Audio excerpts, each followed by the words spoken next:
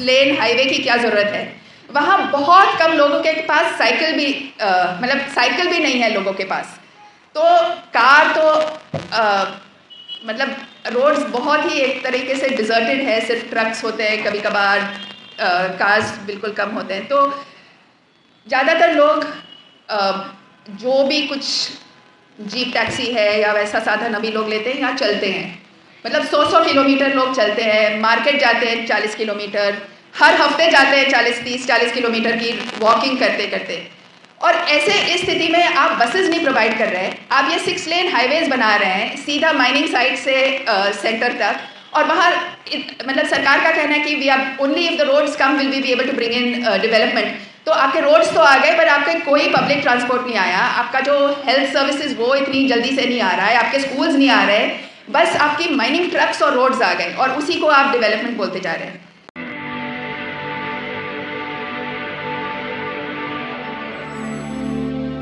मैं जन हस्तक्षेप की बहुत आभारी हूँ कि मुझे आज बुलाया गया इस कार्यक्रम में, और मैं इससे भी ज़्यादा आभारी हूँ कि आपने ये कार्यक्रम आयोजित किया, क्योंकि जो बस्तर में हो रहा है, जो आदिवासी इलाकों में हो रहा है, उसके बारे में जितना ही बोला जाए, जितना भी अवेयरनेस स्प्रेड किया जाए वो कम है।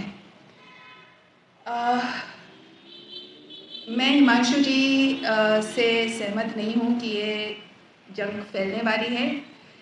जो कैपिटलिज्म की जंग तो ऑलरेडी फैल गई है। जो फार्मर्स प्रोटेस्ट हमने देखा था, जो इतने साल भर तक चली, वो ऑलरेडी इसके खिलाफ थी।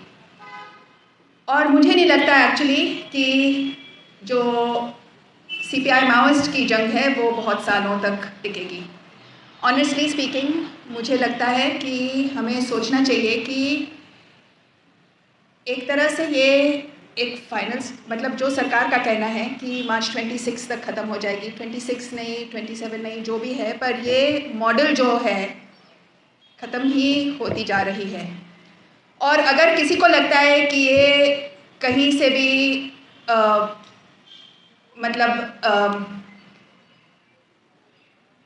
ये बहुत लोगों के खून पर भारी है, और हमें सोचना चाहिए कि अभी इस मौके में, इस हालात में हमारी सिविल सोसाइटी की क्या जिम्मेदारी है। ये नहीं सिर्फ कि आदिवासी रेजिस्ट कर रहे हैं तो उनकी रेजिस्टेंस को हम सेलिब्रेट करके हम लोग उनके कंधे पर सब कुछ छोड़ दें। पिछले साल में तो एक्चुअली जो हम देख रहे हैं 2005 से लेकर अभी तक कम से कम 4-5 फेजेस हुए हैं।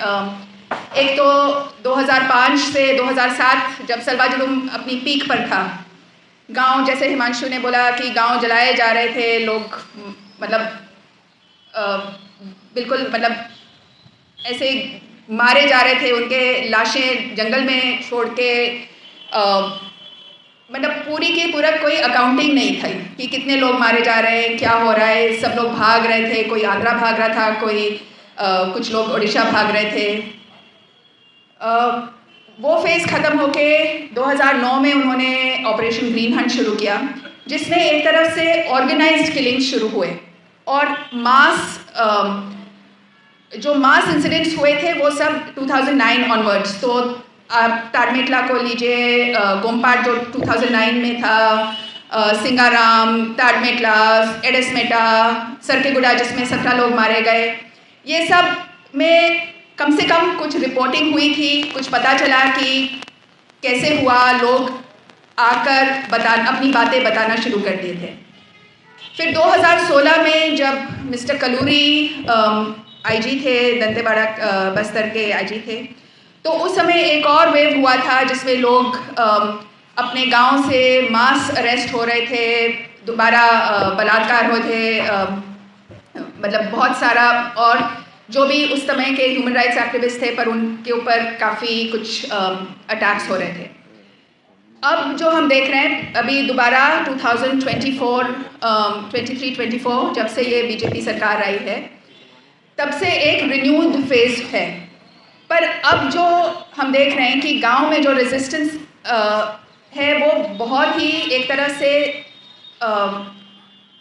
और भी कम उनको वीकन किया जा रहा है। ये जो कैंप्स आ रहे हैं हर 1-2 किलोमीटर्स, और ये कैंप के आने से साफ दिखता है कि जिस तरह से कैंप्स आ रहे हैं, एक तो जो नॉर्थ आप देखिए कि पूरा बस्तर का जो हिल रेंज है वो एक आयरन रेंज है जो cuts the district basically like this.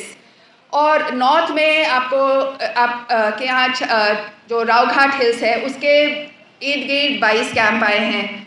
Further south जैसे आप दंतेवाड़ा की तरफ आते हैं तो डिपॉजिट 13 बात हो रही थी कि वो अदानी को दिया जाएगा। अब वहाँ भी एक रोड बनाया जा रहा है सीधा साउथ जिसमें बहुत सारे कैंप्स आ गए हैं। और आप सब ने सुना होगा जो मुकेश चंद्राकर जो जर्नलिस्ट बीजापुर के जर्नलिस्ट थे, उनकी जो मर्डर के बारे में, यहाँ किसने नहीं सुना उसके बारे में। जिस तरह उसकी मर्डर हुई थी उसको क्योंकि उसने रोड करप्शन को एक्सपोज किया था, उसको सेप्टिक टैंक में डालकर सेप्टिक टैंक को बंद करके उसको मतलब पूरी तरह उसके बॉडी के ऊपर मतलब छिपाने की कोशिश जो की थी। और अब सीधा सीधा दिख रहा है कि it's a naked attack on anyone who will protest against corporate takeover of the region. 2016 में एक बहुत अच्छी डेवलपमेंट हुई थी बस्तर में कि जो बच्चे लोग छोटे थे सलवाजुडूम के समय, वो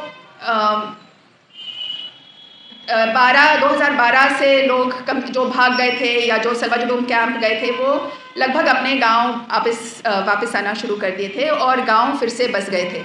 तो अभी वैसे सिचुएशन नहीं है कि गांव के गांव खाली है, सब लोग अपने अपने गांव वापस आ गए हैं। Along with security camp schools भी आ गए हैं। और जो बच्चे पहले तो हर गांव में एक स्कूल जैसा भी था, एटलीस्ट टेक्निकली एक स्कूल था, अभी ये सारे पोर्टा कैबिन्स आ गए जिसमें और मतलब सेंट्रलाइज स्कूल्स जहाँ बच्चे बहुत दूर दूर से जाते हैं और एक तरह से उनको अपने गांव से वंचित किया जाता है, सेपरेट किया जाता है। पर एक दूसरी अच्छी नतीजे थी कि वो उन्होंने एक दूसरे से कांटेक्ट भी किया और एक आदिवासी यूथ का प्लेटफॉर्म बना मूलवासी बचाओ मंच।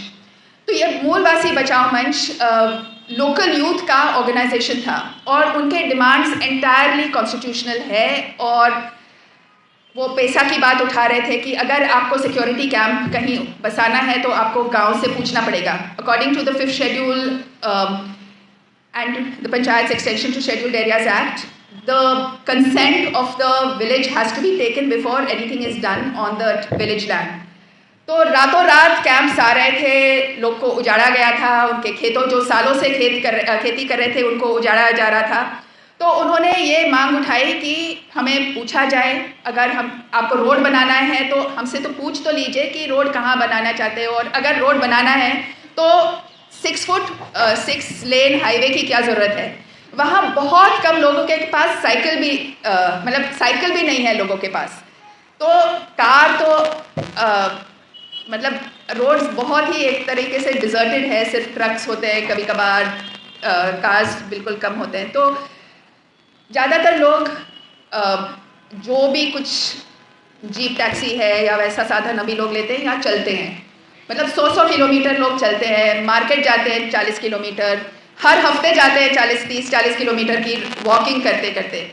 और ऐसे इस स्थिति में आप बसेस नहीं प्रोवाइड कर रहे हैं, आप ये 6 लेन हाईवेज बना रहे हैं सीधा माइनिंग साइट से सेंटर तक, और वहाँ मतलब सरकार का कहना है कि we are only if the roads come will be able to bring in development. तो आपके रोड्स तो आ गए पर आपके कोई पब्लिक ट्रांसपोर्ट नहीं आया, आपका जो हेल्थ सर्विसेज वो इतनी जल्दी से नहीं आ रहा है, आपके स्कूल्स नहीं आ रहे, बस आपकी माइनिंग ट्रक्स और रोड्स आ गए और उसी को आप डेवलपमेंट बोलते जा रहे हैं।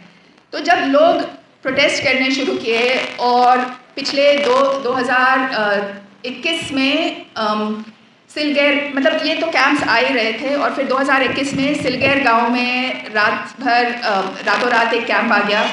जब गांव वाले पूछने गए कि ये कैंप कैसे आया तो मतलब 10-15 दिन उन्होंने डेमोन्स्ट्रेशन किया और फिर फाइनली एक दिन पुलिस सीआरपीएफ ने फायर खोला और 4 लोग मारे गए, 3 लोग को सीधा साधा शूट किया गया, एक गर्भवती महिलाएं थी जो स्टैम्पीड में मर गई। और ये सिलगैर आंदोलन शुरू हुआ और उनके डिमांड्स थे कि जहाँ भी लोग को ऐसे एक्स्ट्रा जुडिशियल किलिंग्स में मारे जा रहे हैं या इस टाइप के कैंप्स आ रहे हैं तो पैसा को ऑब्जर्व किया जाए, लोगों को कॉम्पनसेशन मिला जाए। And these young people would go and talk to all the elected representatives, चिट्ठीबाजी कर रहे थे, मतलब बिल्कुल जो कॉन्स्टिट्यूशनल बात सब लोग कर रहे हैं, चाहे वो एंटी सीए प्रोटेस्ट हो या भीमा कोरेगांव के प्रोटेस्ट हो या पंजाब के फार्मर्स के प्रोटेस्ट हो, ये सारे एक साथ कॉन्स्टिट्यूशन की जो मांग उठा रहे थे, सबके ऊपर भीषण रिप्रेशन हो रहा है। और अभी पिछले साल, अभी या इसी साल ये मूलवासी बंच, तो ऐसे बहुत सारे अलग अलग जगहों में ये आंदोलन शुरू हुआ। कई 2 साल, सिलगैर का आंदोलन तो अभी 4 साल होने वाला है और लगातार लोग गांव से राशन भेजते थे, अलग अलग जैसे फार्मर्स मूवमेंट था वैसे ही था, पर किसी को उसके बारे में ज़्यादा पता नहीं है। तो इस साल मूलवासी बचाओ मंच को इलीगल डिक्लेयर किया गया है, and that too not even illegal for any other reason, illegal for protesting against the state. Since when has raising the constitution, raising your your absolutely legal rights become an act of illegality? तो मूलवासी बचाओ मंच को has been declared a banned organization. Its young leader Raghu Midiyami, जो 24 साल का है, जो college में पढ़ रहा था, और आप रघु भी आया हुआ है दिल्ली अपनी बात रखने के लिए। शायद आप लोग में से कई लोग ने रघु से मुलाकात किया होगा। आप रघु को देखेंगे तो he lisps, he's a young thin man जो मतलब he's the most unlikely terrorist type that anyone, he is in jail right now. Sunita Pottam, who was important in Sarkeguda, exposing the killing of 17 people, she is in jail. Suresh is in jail. Suresh, who taught me how to use my phone for, because he was more technically aware than I was. ये young बच्चे हैं जो गाते हैं, volleyball खेलते हैं, अपने गांव की रक्षा करते हैं, और सारे के सारे अभी जेल में हैं। जैसे उमर खालिद जेल में है, महेश राउत जेल में है, हमारे सारे के सारे यंग पीपल अभी जेल में हैं और हम लोग कुछ भी नहीं कर पा रहे। हम लोग ऐसे मीटिंग्स कर रहे हैं, but I think we have to think कि militancy is not just about, it's not about going underground. It's not, militancy is what we can do to actually have a voice.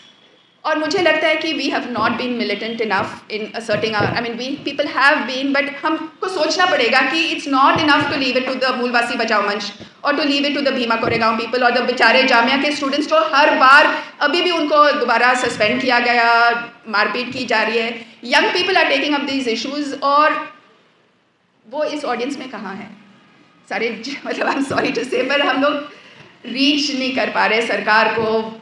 The Maoist are also they cannot be a model going forward. अभी उन्होंने एक, मतलब they have also been carrying out extrajudicial killings, गांव में लोगों को ऐसे शक पर मारना। तो there is enough to bloodshed, enough to the suppression of democratic rights, और हम सबको सोचना पड़ेगा कि इन सब लोग को, मूलवासी बचाओ मंच को, उमर, बाकी सब लोग, गुलफिशा, सबको बाहर कैसा लाया जाए और फिर डेमोक्रेटिक मूवमेंट्स को कैसे स्ट्रेंथन किया जाए। और ये मीटिंग बहुत इंपॉर्टेंट है, जन हस्तक्षेप जो काम कर रही है, इट्स वेरी इंपॉर्टेंट। और सिर्फ बात करना कि ये सब हो रहा है, ये सब लोग जानते हैं कि ये सब हो रहा है, पर अब क्या किया जा सकता है उसके बारे में I really don't know what to do. So बस, थैंक यू।